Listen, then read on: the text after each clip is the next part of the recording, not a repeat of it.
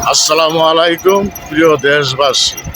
একটা জিনিস আপনারা অনুভব করুন, ৭১-এর যারা এই জামাত গণদর্শন করেছিল, বাংলাদেশের জনগণ করেছিল মুক্তিযুদ্ধ, দেশ স্বাধীনের জন্য তারা করেছিল গণদর্শন।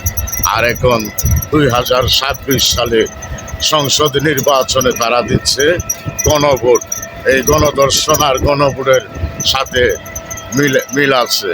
তাই গণভোটকে না বলুন, ওই গণভোটকে হা বলা হইলে, গণভোট হা যদি জয়যুক্ত হয় তাহলে এই ৭১-এর যারা রাজাকার ছিল তারা স্বীকৃতি দিবে তারা রাজাকার ছিল না, তাদেরকে চুমাইতে হবে। তারা সেই ৭১-এর রাজাকার এখন মিলেমিশে একাকার হয়ে 10 দলীয় জোট করেছে। বাংলাদেশের চরমনায় পাকা মার্কা বের হয়ে গেছে, তাদের পাকা মার্কার মান ইজ্জত রক্ষা করেছে আল্লাহ। তারা যখন এই 11 দলের থেকে বের হয়ে গেছে, তাদের মান সম্মান তারা রক্ষা করেছে।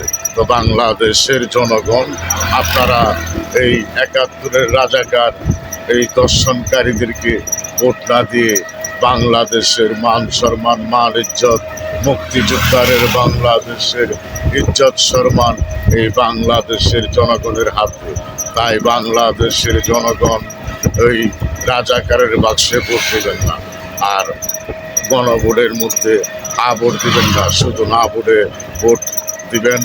আর বাংলাদেশ জাতীয়তাবাদী দল বিএনপিকে কানের শীষ প্রতীকে একটি করে সংসদ নির্বাচনে ভোট দিবেন। সকলেই ভালো থাকবেন। আসসালামু আলাইকুম প্রিয় দেশবাসী।